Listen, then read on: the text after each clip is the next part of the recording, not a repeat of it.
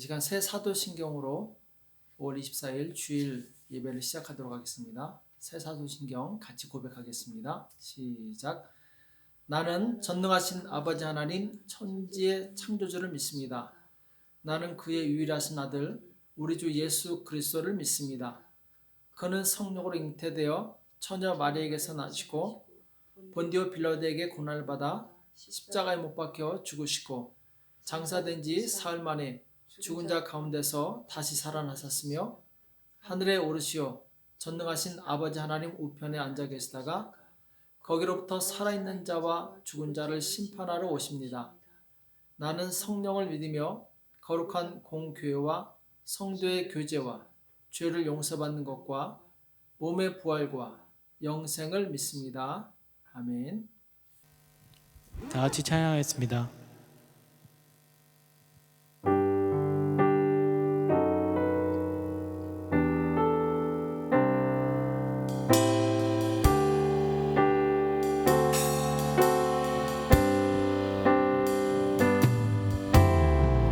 지존하신 주님 이름 앞에 모든 무릎 꿇고 다 경배해. 거룩하신 주님 보좌 앞에 엎드려 절하세. 지존하신 주님 이름 앞에 모든 무릎 꿇고 다 경배해. 거룩하신 주님 보좌 앞에 엎드려 절하세. 예수는 그리스도, 예수는 그리스도,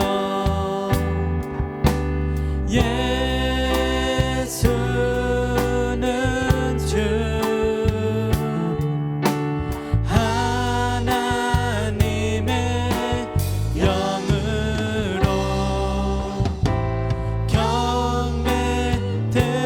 경배드리리. 지존하신 주님 이름 앞에, 지존하신 주님 이름 앞에 모든 무릎 꿇고 다 경배해. 거룩하신 주님 보좌 앞에 엎드려 절하세. 예수는 그리스도, 예수는 그리스도, 예수는 주, 하나님의 영으로 경배드리리. 예수는 그리스도, 예수는 그리스도, 예수는 주,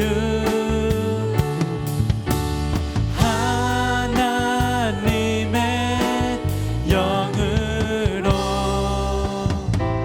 경배드리리.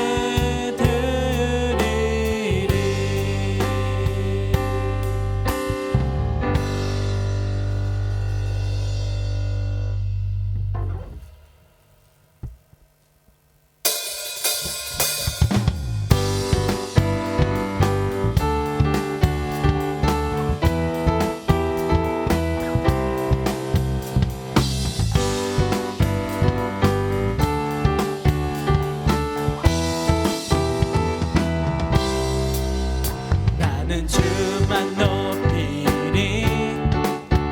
결코 내맘 변치 않네. 세상 모든 권세 모든 영광 십자가 앞에 다 버리고 나의 충성과 내 헌신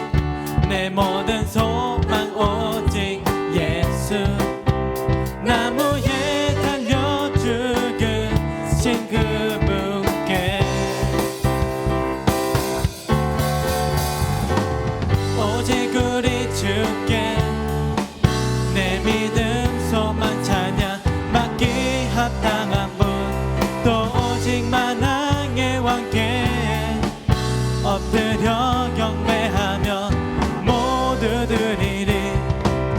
오직 우리 주께 내 믿음 소망 찬양 받기 합당한 분 또 오직 만왕의 왕께 엎드려 경배하며 모두 드리리.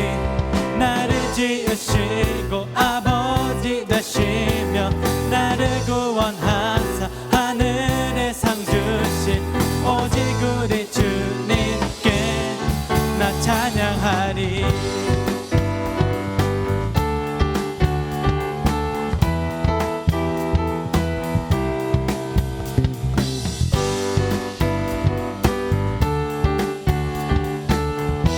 나는 주만 높이리. 나는 주만 높이리. 결코 내만 변치 않네. 세상 모든 권세 모든 영광 십자가 앞에 다 버리고 나의 충성과 내 헌신 내 모든 소망 오직 예수. 나무에 달려 죽으신 그분께 오직 우리 주께 내 믿음 소망 찬양 받기 합당한 분 또 오직 만왕의 왕께 엎드려 경배하며 모두 드리리. 오직 우리 주께 내 믿음 소망 찬양 받기 합당한 분 또 오직 만왕의 왕께 엎드려 경배하며 모두 드리리. 나를 지으시고 아버지 되시며 나를 구원하사 하늘에 상 주신 오직 우리 주님께 나 찬양하리.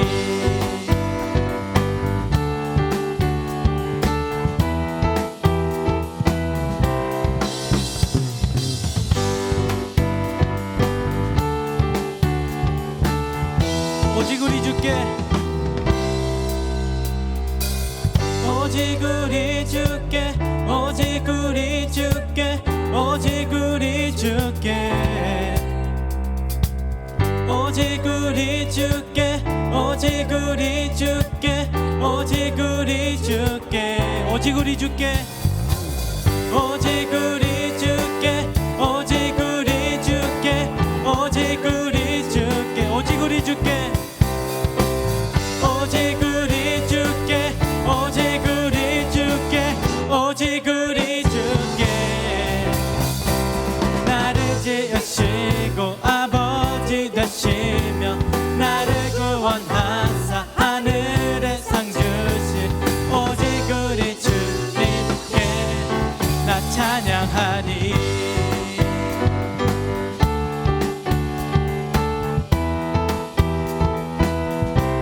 나 찬양하리.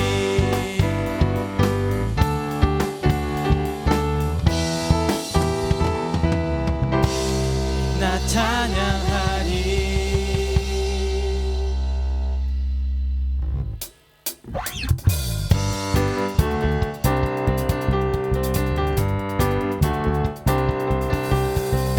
주님의 임재 앞에서 권능의 날개 아래서 그의 능하신 행동을 인하여 찬양해.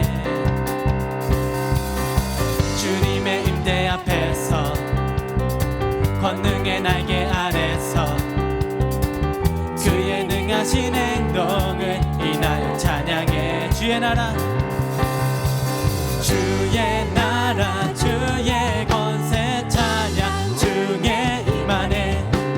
모든 원수 굴복하네. 주의 임재 앞에 주의 나라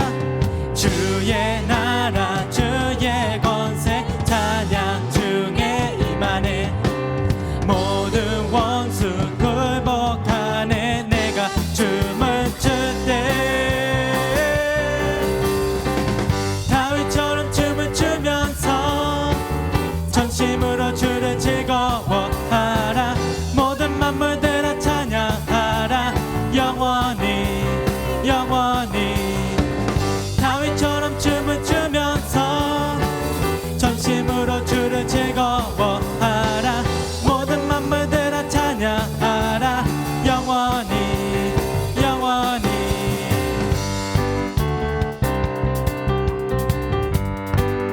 주님의 임재 앞에서 주님의 임재 앞에서 권능의 날개 아래서 그의 능하신 행동을 인하여 찬양해. 주님의 임재 앞에서 권능의 날개 아래서 주의 능하신 행동을 인하여 찬양해. 주의 나라 주의 나라 주의 권세 찬양 중에 임하네. 모든 원수 굴복하네. 주의 임재 앞에 주의 나라 주의 권세 찬양 중에 임하네. 모든 원수 굴복하네. 내가 춤을 출 때 춤을 추면서 전심으로 주를 즐거워하라. 모든 만물들아 찬양하라. 영원히 영원히 다윗처럼 춤을 추면서 전심으로 주를 즐거워하라. 모든 만물들아 찬양하라. 영원히 영원 다윗처럼 춤을 추면서 전심으로 주를 즐거워하라. 모든 만물들아 찬양하라.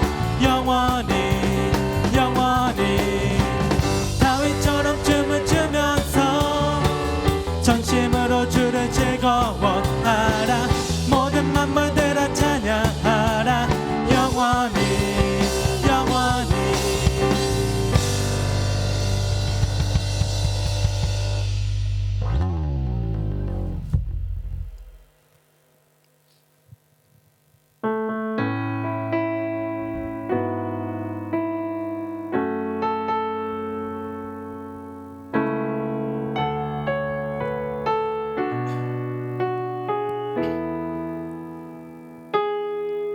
고달픈 삶의 은혜도 무뎌지고 곧 사라질 것에 내 맘 두네.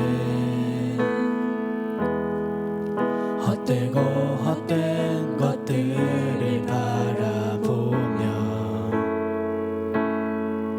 그 은혜를 놓치며 살았네. 주어진 삶을 묵묵히 살아가며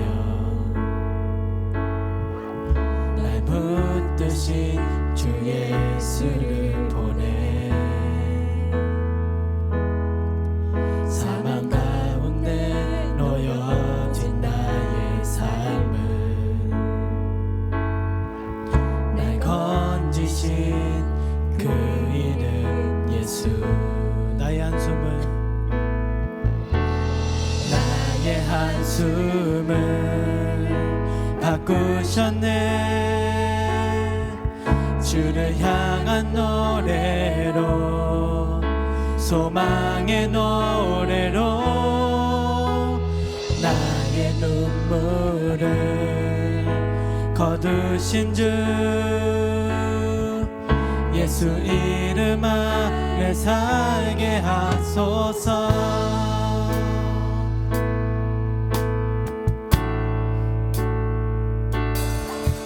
고달픈 삶의 은혜도 무뎌지고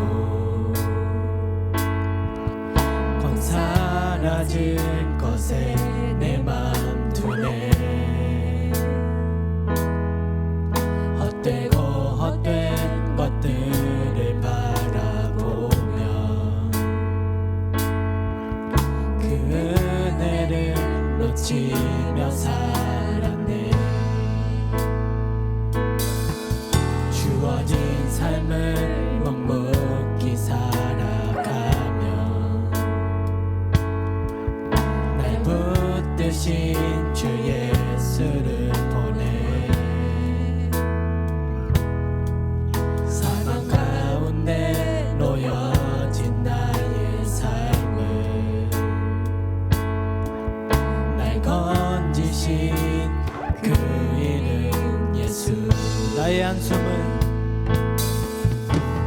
나의 한숨을 바꾸셨네.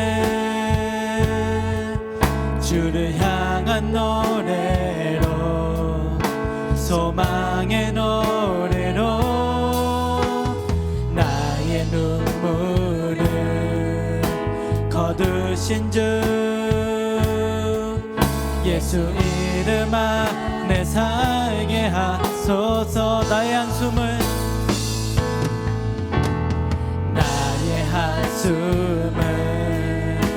바꾸셨네. 주를 향한 노래로, 소망의 노래로 나의 눈물을 거두신 주, 예수 이름 안에 살게 하소서. 예수 이름 안에 살게 하소서.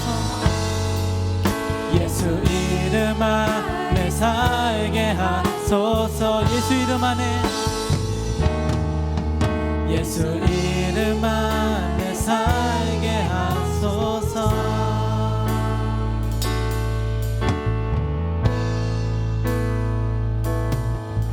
주께 가까이 날 이끌소서. 간절히 주님만을 원합니다. 채워주소서.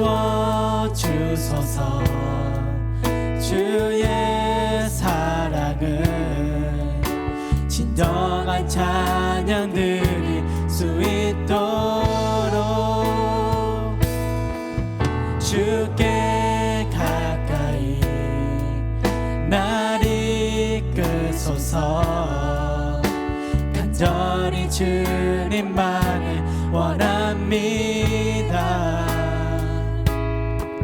채워주소서. 주의 사랑을 진정한 찬양 드릴 수 있도록 목마른 나의 영혼 주를 부르니 나의 맘 만져주소서. 주님만을 원합니다. 더 원합니다. 나의 맘 만져주소서. 주께 가까이, 주께 가까이 날 이끌소서. 간절히 주님만을 원합니다. 채워주소서. 주의 사랑을 진정한 찬양 드릴 수 있도록 목마른 나의 영혼 주를 부르니 나의 맘 만져주소서. 주님만을 원합니다. 더 원합니다. 나의 맘 만져주소서. 목마른 나의 영혼, 목마른 나의 영혼 주를 부르니 나의 맘 만져주소서. 주님만을 원합니다. 더 원합니다. 나의 맘 만져주소서. 나의 맘 만져주소서. 나의 맘 만져주소서. 나의 맘, 나의 맘 만져주소서. 이 시간은 예배를 위해서 통성으로 기도드리겠습니다.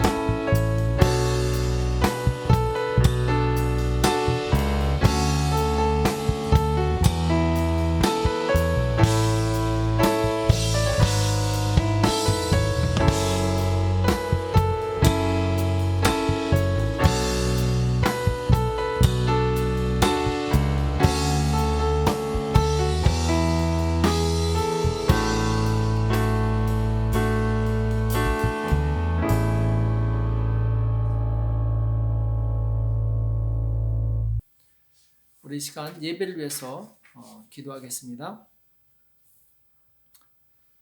거룩하신 하나님 아버지, 거룩한 주일 저희를 불러주시고 신령과 진정으로 예배 드리게 해주심을 감사합니다. 죄악 중에서 우리를 건져주시고 거룩한 하나님의 참아주신 그 놀라운 은혜에 감사와 찬송을 올려드립니다. 함께 모여 예배드리지 못한 지 2달이 지났습니다. 혹 이 기간 동안 우리의 신앙이 나태해지거나 무뎌졌다면 우리를 불쌍히 여겨주시고 용서하여 주시옵소서. 그날이 가까이 올수록 모이기를 힘쓰고 깨어 기도하라고 말씀하셨사오나 순종하지 못하고 깨어있지 못했던 것들을 용서하여 주시옵소서. 비록 인터넷으로 예배를 드릴지라도 우리의 마음과 뜻과 힘을 다하여 예배드리게 하시고 우리의 예배 자세가 조금 더 흐트러지지 않도록 도와주시옵소서. 주님의 몸된 교회를 위해서 기도드립니다. 모든 성도들 가정 주님께서 친히 방문하여 주시고 어렵고 연약한 지체를 붙들어 주셔서 힘과 용기를 주시기 원합니다. 우리의 모든 사정을 아시는 하나님께서 우리에게 큰 긍휼을 베풀어 주시옵시고 특별히 참으로 연약한 지체들에게 힘과 능력과 도우심을 더하사 아버지 이 어려움을 잘 이겨나갈 수 있도록 축복하여 주시옵소서. 특히 우리 최민식 지사님 하나님의 은혜로 수술을 잘 받게 해주시면 감사합니다. 계속해서 속히 회복될 수 있도록 은혜를 베풀어 주시옵소서. 주님 또한 여러 가지 질병으로 혹은 경제적인 문제로 어려움을 당하고 있는 성도들이 있다면 하나님 저들의 모든 형편을 살펴 주시옵시고 저들에게 은혜를 베풀어 주시옵소서. 주님 무엇보다도 우리 영혼이 잘 되기 원합니다. 우리 영혼이 성령의 능력으로 강건하게 도와주시옵시고 날마다 하나님의 말씀으로 인도함을 받게 도와주시오며 이 혼탁한 시대에 주님 주신 지혜로 성결함으로 승리하며 나갈 수 있도록 도와주시옵소서. 코로나 바이러스가 계속 확장되고 있습니다. 주님 속히 이 코로나 바이러스가 종식되어서 우리 모두가 건강을 되찾게 하여 주시옵시고 함께 모여 예배드릴 날이 속히 올 수 있도록 도와주시옵소서. 모든 의료진들을 축복하여 주시옵시고 저들의 건강을 지켜주시옵시고 저들의 손길을 통해서 많은 사람들이 살아날 수 있도록 도와주시옵소서. 또한 정부 지도자들을 붙들어 주시기 원합니다. 저들이 정말 투명하고 또한 아버지 정직하고 진실하게 행하여서 모든 물자가 백성들에게 골고루 분배되게 도와주시옵시고 모두가 행복한 이 땅이 될 수 있도록 주님 축복하시고 역사하여 주시옵소서. 오늘 우리에게 주시는 생명의 말씀을 듣기 원합니다. 말씀을 듣는 귀를 열어주시고 깨닫는 은혜를 더하여 주시옵소서. 말씀을 들을 때 우리의 상한 마음이 위로받게 도와주시옵시고 병든 몸이 치료되게 도와주시옵시고 모든 문제가 해결될 수 있도록 도와주시옵소서. 주께서 이 시간 함께 해주실 것을 믿고 감사하며 예수님의 이름으로 간절히 기도합나이다. 아멘. 오늘 하나님의 말씀 로마서 4장 25절 한 구절만 보도록 하겠습니다. 로마서 4장 25절입니다. 로마서 4장 25절 우리 다 같이 한 목소리로 합독하도록 하겠습니다. 로마서 4장 25절입니다. 같이 읽겠습니다. 시작. 예수는 우리 범죄함을 위하여 내어줌이 되고 또한 우리를 의롭다 하심을 위하여 살아나셨느니라. 아멘. 부활의 생명길로 가는 성도가 됩시다 라는 제목으로 같이 말씀을 나누겠습니다.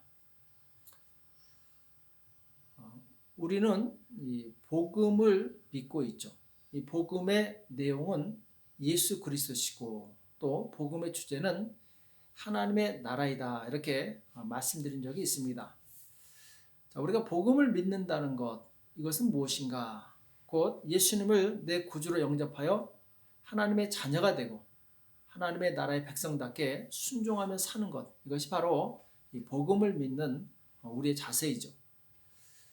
지난주에 우리는 예수님께서 이 땅에 오신 것을 바로 성육신이라고 말씀드렸죠. 육체로 이 땅에 오신 그 예수님 이것을 이제 성육신이라고 말씀드렸는데 예수님께서 육체로 이 땅에 오셔서 하나님이 어떤 분이신지 보여주셨고 또 우리가 어떻게 살아야 될지를 알게 해주셨다 이렇게 말씀을 드렸었죠. 자, 그런데 예수님은 단순히 보이지 않는 하나님을 보여주시기 위해서 오신 것일까? 사실 정확하게 말하면은 예수님께서 육체로 오신 이유는 죽으시고 부활하시기 위해서 오신 것입니다. 영은 죽을 수가 없죠. 오직 육체만이 죽게 되죠. 그래서 예수님은 죽기 위해서 육체로 오신 것입니다. 또 육체가 죽지 않고서는 부활을 할 수가 없습니다. 죽어야지만 부활할 수 있는 거죠. 그래서 예수님께서 육체로 오셨는데, 그럼 왜 예수님께서 꼭 죽으시고 부활하셔야 하는가? 왜 예수님께서는 꼭 죽으시고 부활하셔야 되는가? 그 목적이 무엇인가? 그 대답은 오늘 본문 말씀이 제시해주고 있습니다. 예수는 우리 범죄함을 위하여 내어줌이 되고, 자, 죄에 대해서 예수님께서 내어주었다 이렇게 말씀하고 있죠. 또한 우리를 의롭다 하심을 위하여 살아나셨느니라. 자, 부활의 이유에 대해서 의롭다 하심을 위해서 살아나셨다고 말씀하고 있죠. 곧 죄에 대해서 죽고 의에 대해서 살기 위해서 죽으시고 부활하셨다 이렇게 말씀드릴 수 있습니다. 예수님은 우리의 범죄함 때문에 십자가에서 죽으셨습니다. 또한 우리를 의롭다 하시기 위해서 부활하신 것이죠. 예수님께서 죽으시고 부활하신 이유는 죄인들의 죄를 없애주셔서 그들로 하여금 의로운 하나님의 백성이 될 수 있도록 허락하신 것입니다. 죄는 반드시 대가를 치러야만 사라지는 속성이 있죠. 죄인이 의인이 되기 위해서는 그 죄의 대가를 치러야 합니다. 그 대가는 바로 죽음이죠. 죄인이 죄에서 해방되려면 누군가 자기 죄를 위해서 죽어줘야 됩니다. 그런데 모든 사람이 다 죄인이기 때문에 이 땅에서 나를 위해서 죽어줄 사람은 아무도 없는 것이죠. 오직 예수님께서 성육신 하심으로 죄인들을 대신해서 죽어주신 것입니다.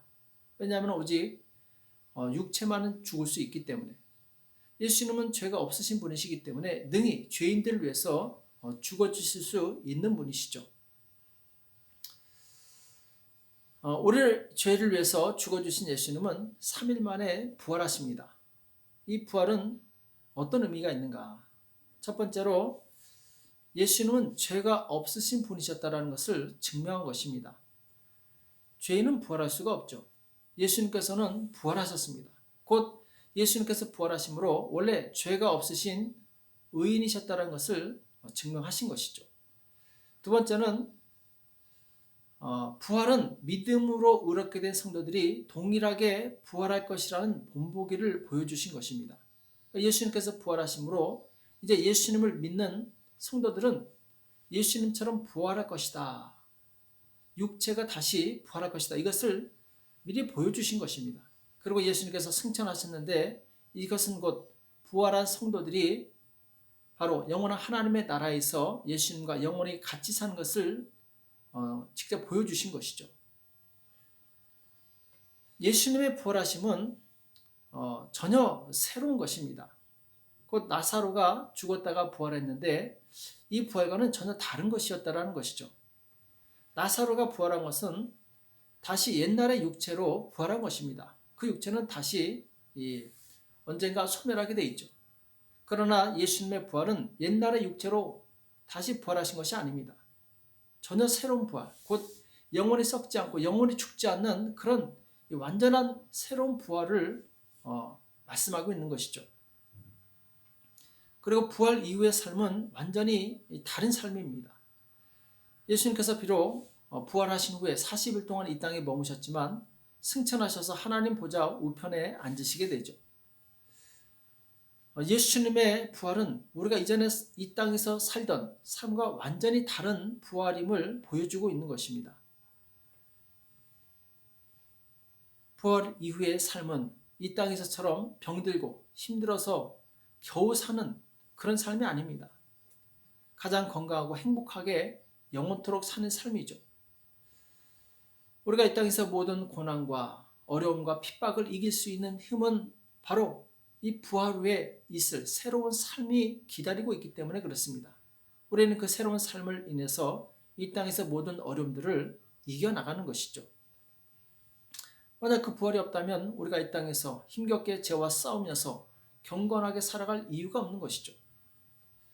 세상 사람처럼 내 뜻대로 쾌락을 지키면서 마음대로 살겠죠. 그러나 우리에겐 부활이 있기 때문에 이 땅에서 세상 사람들과 다르게 사는 것입니다. 그래서 이 땅에는 이 두 가지 길이 있습니다. 하나는 생명의 부활을 향해 가는 길이고 또 다른 하나는 사망의 부활을 향해 가는 길이죠. 이 땅의 모든 사람들은 이 둘 중에 한 길을 가게 되어 있습니다. 생명의 부활을 향해 가는 성도들은 예수님처럼 부활하고 천국에서 영원히 하나님과 같이 살게 되죠. 반대로 사망의 부활을 향해 가는 성도들은 결국 그 길의 끝은 영원한 지옥의 형벌이 기다리고 있습니다.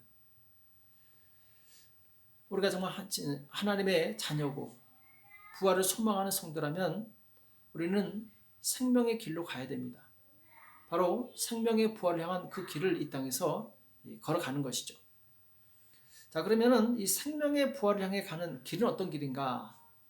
자, 첫 번째, 그 길은 예수님의 말씀을 따라가는 길입니다. 요한복음 6장 63절에 보면은 살리는 것은 영이니 육은 무익하니라. 내가 너에게 이른 말이 영이요 생명이라 이렇게 말씀하고 있습니다. 예수님께서 하신 말씀이 영이요 생명이라고 말씀하고 있죠. 그래서 그 말씀을 따라가게 되면 우리는 생명의 길로 가는 것입니다. 또 요한복음 3장 34절에 보면은 하나님의 보내신 이는 하나님의 말씀을 하나니. 자, 하나님의 보내신 이 예수님은 누구의 말씀을 하느냐? 하나님의 말씀을 한다 이렇게 말씀하고 있죠. 그러니까 예수님의 입에서 나온 모든 말씀은 곧 하나님의 말씀입니다. 또 요한복음 3장 36절에 보면은 아들을 믿는 자는 영생이 있고 아들을 순종치 아니하는 자는 영생을 보지 못하고 도리어 하나님의 진노가 그 위에 머물러 있느니라 이렇게 말씀하고 있습니다. 곧 아들을 믿고 그리고 그 아들의 말씀을 순종하는 자는 영생을 맛본다 이렇게 말씀하고 있는 것이죠. 곧 우리가 예수님의 말씀을 듣고 그 말씀에 순종하며 그 말씀을 따라 살 때 바로 그 길이 생명의 길이요 부활의 길이라는 것이죠. 우리는 그 예수님의 말씀을 따라가야 될 줄을 믿습니다. 그 길이야말로 생명의 길이요 우리를 영원한 부활의 길로 인도하는 길이죠. 자, 그러면 우리가 그 예수님의 말씀을 따라가려면은 예수님께서 무슨 말씀을 하셨는지 알아야 되겠죠. 예수님께서 무슨 말씀을 하셨는지 모른다면 결국 그 길을 갈 수 없는 것이죠. 그래서 우리는 부지런히 성경을 읽고 묵상하고 연구해야 됩니다. 왜냐하면 성경에 그 생명의 말씀이 있기 때문에 부활에 이르는 길이 있기 때문에 5만 번 기도응답을 받은 조지 뮬러라는 사람이 있습니다. 이 사람은 기도로 유명하지만 사실은 말씀을 굉장히 많이 본 사람입니다. 매일 하나님의 말씀을 읽었고 그 말씀을 붙잡고 기도했습니다. 조지 뮬러가 고아원을 운영하기 위해서 평생에 붙잡고 기도했던 말씀이 시편 68편 5절이죠. 그 거룩한 처소에 계신 하나님은 고아의 아버지시며 과부의 재판장이시라. 곧 조지 뮬러는 항상 말씀을 읽고 묵상하고 그 말씀의 근거에서 그 언약의 근거에서 하나님께 기도했고 응답을 받은 것입니다. 우리가 기도 응답을 받는 그 근거가 어디 있느냐? 하나님의 약속의 말씀이 있는 거예요. 그래서 우리는 항상 말씀을 가까이 해야 됩니다. 제가 한국에 있을 때 내수동교회라는 곳에 간 적이 있습니다. 그곳에 박희천 목사님이라는 분이 계시는데 이분은 교계에서도 상당히 알려진 분이시죠. 무엇으로 알려졌느냐? 성경을 많이 읽는 분으로 알려졌습니다. 하루에 4시간씩 꾸준히 성경을 읽었다고 그러죠. 정말 어떤 일이 있어도 이 성경 읽는 시간만큼은 놓치지 않았다고 합니다. 또 최근에 어느 목사님이 성경 천독 읽기를 합시다. 이 운동을 벌이는 목사님도 나왔었는데 우리는 성경을 읽어야지만 하나님을 알 수 있습니다. 그리고 하나님을 알아야지만 하나님의 뜻대로 살 수 있죠. 우리가 육신의 삶을 위해서는 많은 시간을 투자하지만 정말 우리 영혼을 위해서는 이 말씀을 읽는데 시간을 투자하지 않는 경우가 많이 있습니다. 세상의 모든 짐승들은 먹고 살기 위해서 이 땅만 쳐다보며 삽니다.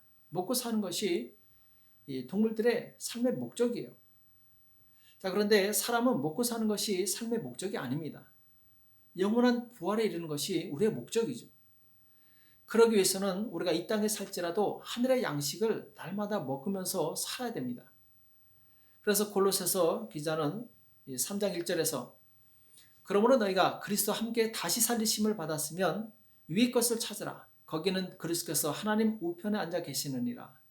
위의 것을 생각하고 땅의 것을 생각지 말라. 이렇게 말씀하고 있어요. 자, 우리가 예수 그리스도 안에서 새로운 삶을 얻었다면 이제는 땅의 것을 생각하며 사는 것이 아니라 위의 것, 곧 하늘의 것을 생각하며 살아야 된다고 말씀하고 있는 것이죠. 하늘의 것을 생각하려면 하늘에 대한 정보가 있어야 됩니다. 그 정보가 어디에 있느냐? 하나님의 이 기록된 말씀에 있다라는 것이죠. 그래서 우리가 성경을 많이 읽게 되면은 바로 하늘의 것을 생각하게 됩니다. 하나님께서 무엇을 기뻐하시는가? 이것을 알고 이것을 묵상하고 순종하는 이 삶을 살게 되죠. 그래서 하나님의 말씀을 보면은 그 속에 하늘의 영광이 있고 이 땅을 사는 지혜가 그 속에 있습니다. 성경을 항상 사랑하고 가까이 하고 많이 읽고 들으시는 저와 여러분 되시길 축복합니다. 두 번째로 생명의 부활을 향해 가는 성도는 썩지 않는 양식을 위해서 살게 됩니다. 요한복음 6장에 보면은 예수님께서 물고기 2마리와 떡 5개로 남자만 5,000명을 먹이시는 이 기적을 행하시는 내용이 나오죠. 이때 이 기적을 경험한 사람들은 예수님을 열심히 따라옵니다. 그들은 예수님한테 뭔가 물질적인 것을 기대했기 때문이죠. 자, 그런데 예수님께서 다시 떡을 주시기는커녕 생명의 떡인 자기 자신을 믿으라고만 말씀하십니다. 뭔가 주지 않아요. 이 사람들은 실망해서 예수님을 다 떠나가게 되죠. 예수님께서 제자들에게 너희도 떠나느냐 했더니 제자들은 그래도 감사하게 영생의 말씀이 여기 계시오매 우리가 네게로 가오리까 이렇게 고백하게 됩니다. 우리가 예수님을 믿는 이유가 무엇입니까? 그것은 바로 썩는 양식이 아니라 썩지 않는 양식을 위해서 예수님을 믿는 것이죠. 우리는 이 목적을 분명히 해야 됩니다. 부활의 소망이 없는 사람, 또 영원한 사망의 길을 가는 사람은 세상에 썩어질 것에 관심이 많습니다. 그래서 예배드리고 말씀 배우고 기도하는 그 사람들을 볼 때 이해하지 못하죠. 고리타분하게 생각하고 그리고 그들을 조롱하기까지 합니다. 당장 생활에 주는 어떤 이 도움도 없는데 뭐 그렇게 열심히 하냐고 비난하기도 하죠. 그들은 영적인 기쁨 대신에 자신의 육신을 기쁘게 하고 또 즐겁게 해줄 그런 오락거리를 찾아다닙니다. 그러나 거기에는 생명이 없죠. 기독교 역사에 큰 영향을 미친 어거스틴이라는 사람이 있습니다. 굉장히 유명한 사람이죠. 자, 이 사람은 원래 이 방탕한 삶을 살았어요. 술과 여자를 가까이 했고 육신의 쾌락을 추구하면서 살았습니다.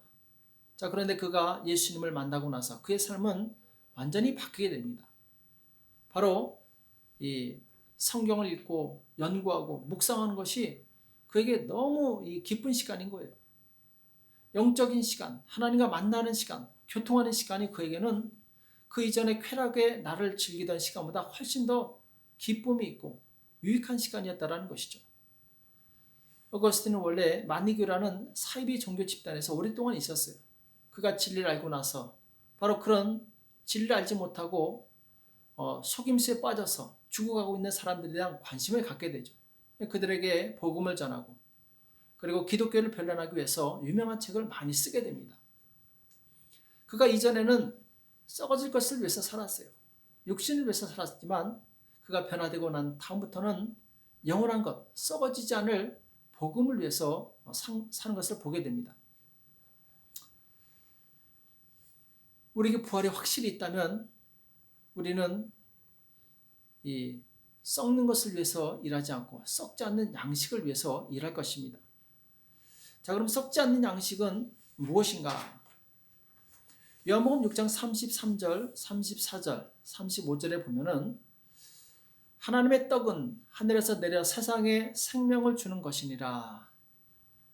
자, 이 말씀은 이 광야에서 만나를 내려주셨던 그 과거 구약의 역사와 빗대어서 말씀하고 있는데, 광야에 있는 백성들은 하나님께서 주신 그 만나를 먹고 살았습니다. 그러나 이제 영원한 하나님의 나라를 바라보는 성도는 하늘에서 오는 생명의 떡을 먹어야지 살 수 있다, 이것을 말씀하고 있는 것이죠. 사람들이 주여 이 떡을 항상 우리에게 줘서, 왜냐하면 생명의 떡이라고 하니까 사람들이 그 생명의 떡을 달라고 요구하는 것이죠.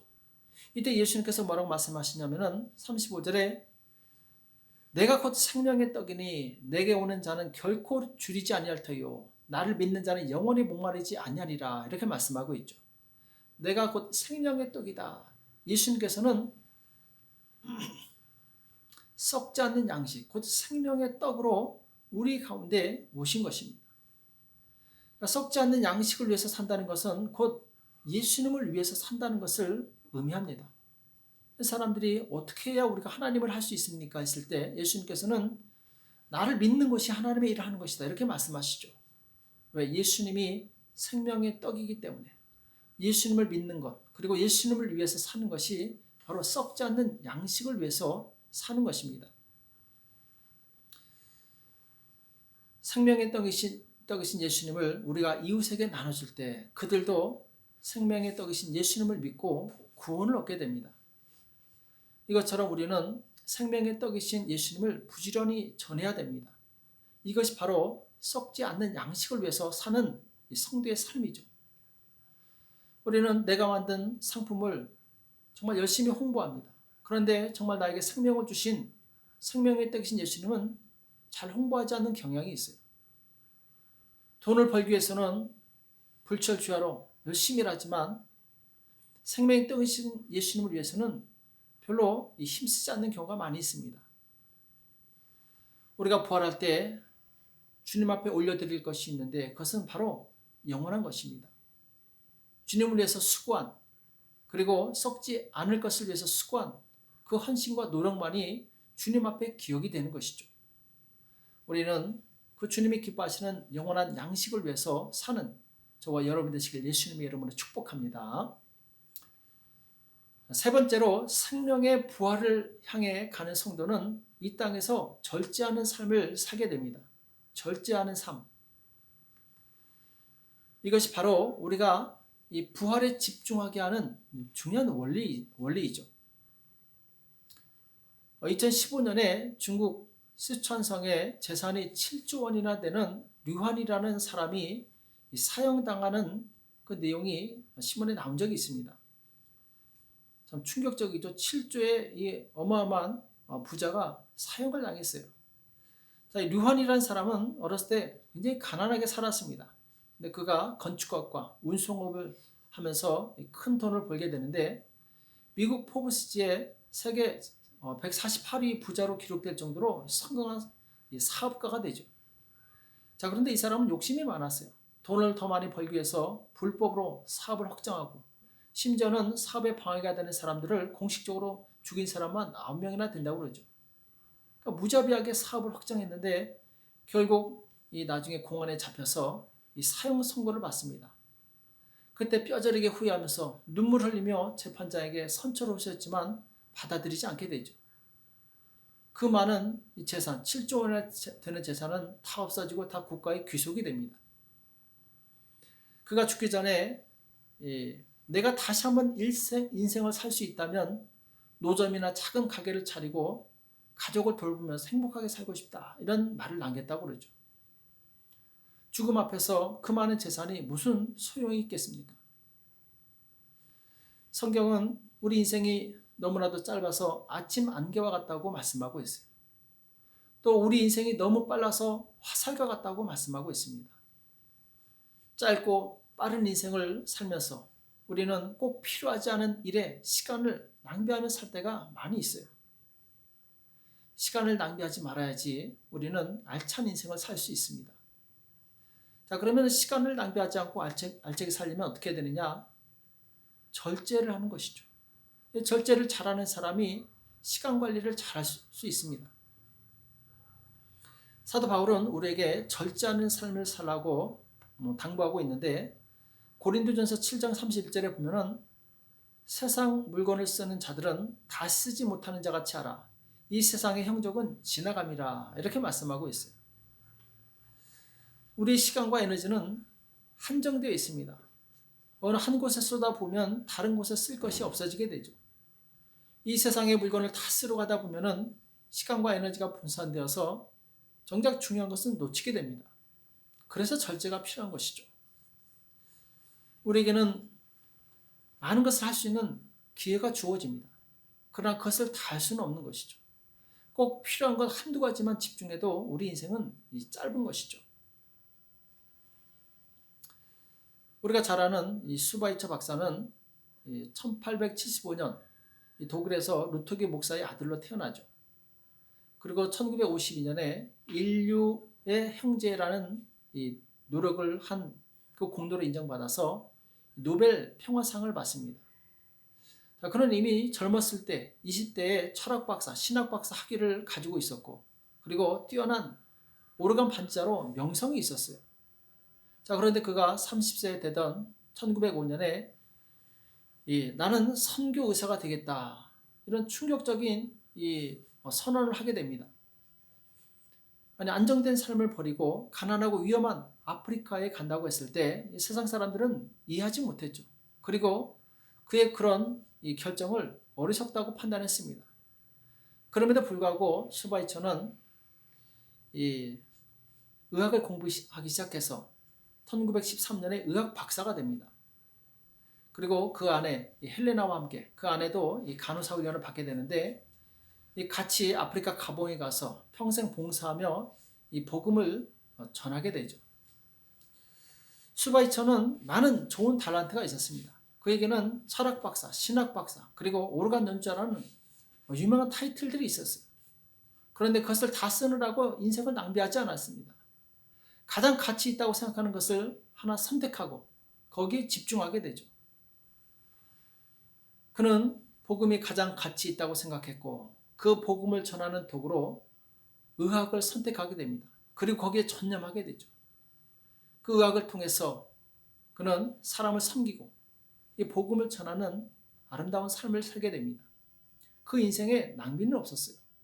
그가 결단하고 바로 이 생명의 길을 가고자 했을 때 그는 절제했고 한두 가지에 집중함으로 좋은 열매를 얻은 것이죠. 자, 의학은 하나의 도구죠. 이 슈바이처는 의학을 선택했지만 영국의 노예 해방가였던 윌리엄 윌버포스는 정치를 선택했습니다. 사도 바울도 브리스길라와 아굴라처럼 천막을 만드는 일을 잠시 했었어요. 바로 직업을 통해서 복음을 전했던 것이죠. 우리는 다양한 직업을 가지고 있습니다. 그러나 우리가 가는 방향은 똑같습니다. 곧 복음을 위해서 사는 것이죠. 직업은 복음을 전하는 도구이죠. 이 도구를 통해서 효과적으로 복음을 전하는 것이죠. 그래서 유대인들은 아이들을 교육할 때 두 가지를 필수적으로 교육한다고 합니다. 하나는 성경을 교육시키고 또 하나는 평생 자기가 먹고 살 수 있는 기술을 가르친다고 그러죠. 그래서 그 영혼은 하나님께 의탁하고 이 땅에서 살 때 그 기술로 바로 그의 삶을 헤쳐나가는 것이죠. 우리는 바로 하나님의 일을 위해서 우리 스스로를 절제할 수 있어야 됩니다. 오늘 슈바이처는 절제함으로 한 가지 일에 집중하고 마침내 좋은 결실을 맺었죠. 우리가 절제해야 될 중요한 또 한 가지가 있습니다. 그것은 남의 일에 간섭하지 않는 것입니다. 내 일이 아닌 다른 일에 간섭하게 되면 내 시간을 빼앗기게 돼요. 오늘날 많은 사람들이 자신과 관련이 없는 일 때문에 시간을 낭비하고 있습니다. 예수님께서 제자들에게 각각 자기 길을 가라고 말씀하셨던 것처럼 우리는 나에게 주신 그 길을 가야 될 줄을 믿습니다. 잠언서 26장 17절에 보면은 길로 지나다가 자기에게 상관없는 다툼을 간섭하는 자는 개 귀를 잡는 자와 같으니라. 다른 사람이 나와 상관없이 다투고 있는데 거기 간섭하게 되면은 나도 같이 마치 개 귀를 만졌을 때 물리는 것처럼 나도 물릴 수 있다는 것이죠. 또 디모데전서 5장 22절에도 보면은 아무에게나 경솔히 안수하지 말고 다른 사람의 죄에 간섭하지 말고 내 자신을 지켜 정결케 하라. 자, 목회 후보생인 디모데에게 바울이 이 다른 사람의 죄에 간섭하지 말라고 충고하고 있죠. 또 베드로전서 4장 15절을 보면은 너희 중에 누구든지 살인이나 도적질이나 악행이나 남의 일을 간섭하는 자로 고난을 받지 말려니와. 자, 남의 일을 간섭해서 불필요하게 고난을 받지 말라고 말씀하고 있죠. 여기서 우리가 조심해야 될 것은 이 간섭과 관심은 다르다라는 것입니다. 비슷해 보이지만 그 결과가 다릅니다. 간섭은 그 결과 아픔과 고난의 시간이 와요. 상처를 받습니다. 그러나 관심은 바로 그 사람을 복받게 하고 사람을 살리는 능력이 있죠. 우리가 이웃에게 관심은 갖되 간섭은 하지 말아야 됩니다. 이것을 잘 분별하는 사람이 지혜로운 사람이죠. 이스라엘 왕 중에 요시야라는 왕이 있습니다. 이 사람은 정말 선한 왕이었어요. 하나님을 위해서 백성을 위해서 수고를 많이 한 왕이었습니다. 자, 그런데 그 끝은 별로 좋지 않았어요. 왜 그러느냐? 그가 불필요한 일에 간섭했기 때문에.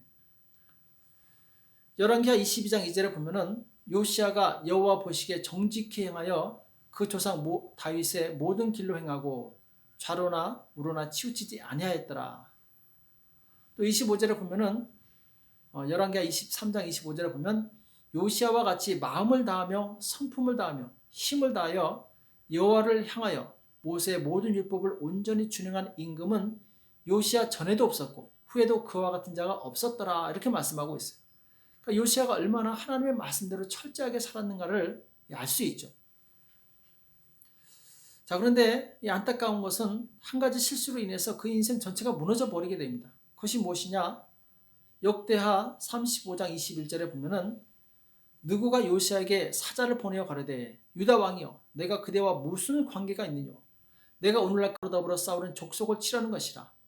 하나님이 나를 명하사 속히 하라 하셨은즉 하나님이 나와 함께 계시니 그대는 하나님을 거스리지 말라. 그대를 멸하실까 하노라 하나. 자, 여기 느고는 누구냐? 애굽의 바로 왕이죠. 이 바로 느고라고 하죠. 이 사람은 하나님의 명을 받아서 다른 족속을 치기 위해서 올라가고 있는데 그때 요시야 왕이 가로막습니다. 자, 그래서 이 바로 느고가 나를 가로막지 말라고. 나는 당신을 치러 온 것이 아니라 다른 족속을 치러 오는 것이니까 내가 하는 일에 간섭하지 말라고 경고합니다. 자, 그런데 이 요시야 왕은 그 경고를 무시하고 같이 싸우게 되죠. 그 전투에서 화살에 맞아 죽게 됩니다. 참 안타까운 일이죠. 더 많은 생명이 남았음에도 불구하고 바로 다른 나라의 일에 간섭했다가 생명을 빨리 잃어버리게 됩니다. 우리는 나와 상관없는 일에 간섭하지 말아야 됩니다. 내가 간섭해서 문제가 생길 것 같으면 아예 시작하지 않는 것이 좋습니다. 괜히 나와 상관없는 일에 간섭해서 내 소중한 시간을 빼앗길 필요가 없는 것이죠. 그래서 시간을 아끼려면 남의 일에 간섭하지 말고 그리고 나에게 주어진 그 사명이 무엇인지 잘 분별하고 거기에 집중해야 됩니다. 나에게 주신 사명을 감당하기에도 우리의 시간은 부족한 것입니다. 우리는 부활의 성도를 가진 성도들입니다. 이 세상이 끝이 아니고 죽은 후에는 전혀 다른 세상을 기다리고 있습니다. 성경은 그 세상을 새 하늘과 새 땅이라고 표현하고 있죠. 요한계시록 21장 1절에 보면은 또 내가 새 하늘과 새 땅을 보니 처음 하늘과 처음 땅이 없어졌고 바다도 다시 있지 않더라. 이렇게 말씀하고 있습니다. 지금 우리가 보고 있는 처음 하늘과 처음 땅은 없어지고 새로운 하늘과 새로운 땅이 우리에게 펼쳐진다는 것이죠. 그래서 부활할 때 그 부활 후의 세계는 지금 우리가 살고 있는 세계와 전혀 다른 새로운 세계입니다. 지금은 태양이 비치고 있지만 그 나라에는 하나님께서 영원토록 태양보다 더 밝은 빛으로 우리를 비추고 계세요. 그 나라는 더 이상 슬픔도 아픔도 고통도 죽음도 없는 영원한 평강의 나라입니다. 그 영광스러운 나라에 들어가기 위해서 이 땅에서 생명의 길을 가는 성도가 되시기를 축복합니다. 그 생명의 길이 비록 좁고 힘들지라도 우리는 곁길로 빠지지 말고 똑바로 그 생명의 길을 가서 마침내 영광의 부활이 이르는 저와 여러분 되시길 예수님의 이름으로 축복합니다. 기도하겠습니다. 살아계신 하나님 아버지, 오늘 우리에게 말씀해 주심에 감사합니다. 영원한 생명의 부활을 바라보는 우리에게 주님 이 땅의 길을 갈 때 그 생명의 길로 갈 수 있도록 도와주시옵소서. 우리가 좌로나 우로나 치우치지 않게 도와주시옵시고 오직 부활하신 그리고 승천하신 예수의 그리스도만 바라보고 나갈 수 있도록 인도하여 주시옵소서. 오늘도 주께서 함께해 주시고 우리의 모든 기도 가운데 역사해 주시면 감사하며 예수님의 이름으로 간절히 기도합나이다. 아멘. 이 시간 찬송가 71장 하시면서 준비하신 예물을 하나님께 드리시겠습니다. 찬송가 71장입니다.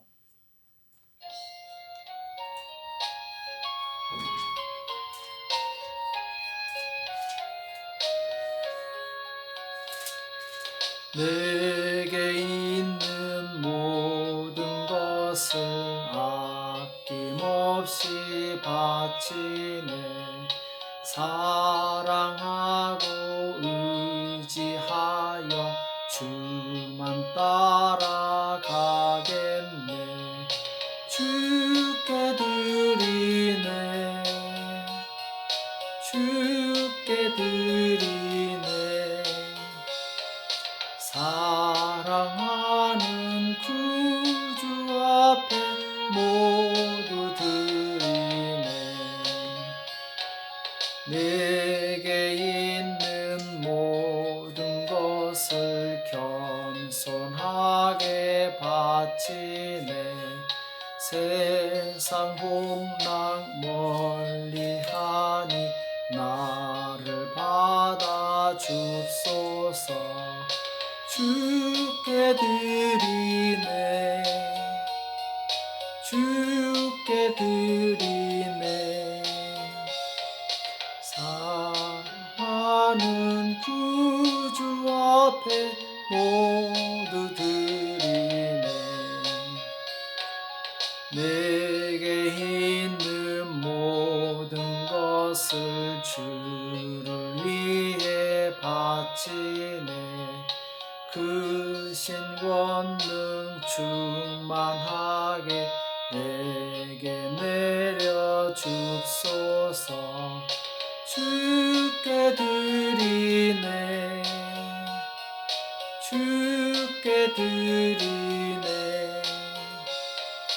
사랑하는 구주 앞에 모두 드리네.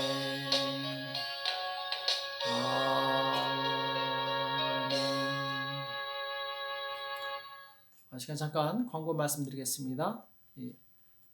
헌금에 대해서 다시 한번 광고를 드리겠습니다. 두 가지 방법으로 헌금을 받고 있사오니 참고하시기 바랍니다. 첫 번째는 매 주일 오후 2시에서 4시 사이에 직접 교회에 오셔서 헌금하시는 것이 있고, 또 다른 한 가지는 이제 각 목자님과 연락하셔서 서로 만나서 상의하셔서 전달하는 그 방법입니다. 참고하시기 바랍니다. 그리고 이번 주부터 시간을 정해놓고 기도하고 싶은 분들은 개별적으로 교회에 오셔서 기도하도록 이 본당을 개방하도록 하겠습니다. 개방 시간은 화요일 오전 8시부터 11시까지, 화요일 오전 8시부터 11시까지, 그리고 목요일 오후 1시부터 4시까지입니다. 오실 때 반드시 마스크를 착용하고 오시고, 들어가실 때는 그 수도가에서 손을 꼭 씻으시고 알코올로 손을 바르시고 개인 위생에 힘써 주시기 바랍니다. 또 본당에서 기도하실 때는 2m 이상 거리를 띄워주시고, 또 기도 인원은 정부 지침에 따라서 10명 이내로 제한합니다. 참고하시고 기도하실 분들은 오셔서 자유롭게 기도하시기 바랍니다. 그리고 상담을 받고 싶거나 신방을 원하시는 분들은 이 목자를 통해서 연락해 주시면은 같이 저희 연락해서 만나도록 하겠습니다. 그리고 예배에 대해서 문의하시는 분들이 많이 계시는데 아직 정부에서 예배를 허용하지 않고 있습니다. 단지 세례나 결혼식의 경우 10명 이내 최소 인원으로 제한하고 있습니다. 구체적인 지침이 내려오면은 알려드리겠습니다. 그때까지 참고 기다려 주시기 바랍니다. 이 시간 헌금을 위해서 기도하겠습니다. 살아계신 하나님 아버지, 오늘 주님 앞에 나올 때 마음과 뜻을 다하여 정성껏 예물을 드린 손길들이 있습니다. 하나님, 이 예물을 기억하여 주시옵시고 하나님, 이 예물을 통해서 아버지 영광 받아 주시옵소서. 11조 예물을 드립니다. 주일 헌금 드립니다. 감사헌금 드립니다. 여러 가지 제목으로 하나님 앞에 올려드립니다. 주님께서 받으시고 기억하시고 축복하사 이 땅에 사는 동안에 물질의 샘이 마르지 않게 도와주시옵시고 평생에 나를 섬기며 남에게 나눠주기에 부족함이 없도록 채워주시고 주님, 바로 풍성한 삶을 살 수 있도록 인도하여 주시옵소서. 주님, 코로나 바이러스로 인해서 많은 또한 사람들이 어려움을 겪고 있습니다. 이 시기에 하나님께서 긍휼히 여겨 주시옵시고 다시 경제가 회복되어서 주님, 우리의 삶이 다시 한번 회복될 수 있도록 큰 은혜를 베풀어 주시옵소서. 감사하며 예수님의 이름으로 간절히 기도합나이다. 아멘. 이 시간 축도로 예배를 마치겠습니다. 이제는 우리 주 예수 그리스도의 은혜와 하나님 아버지 극진하신 사랑하심과 성령님의 교통 역사 인도하심이 진실로 부활의 소망을 가지고 생명의 길을 가는 복된 성도들 머리 위에 교회 이제로부터 영원토록 함께 있을지어다. 아멘.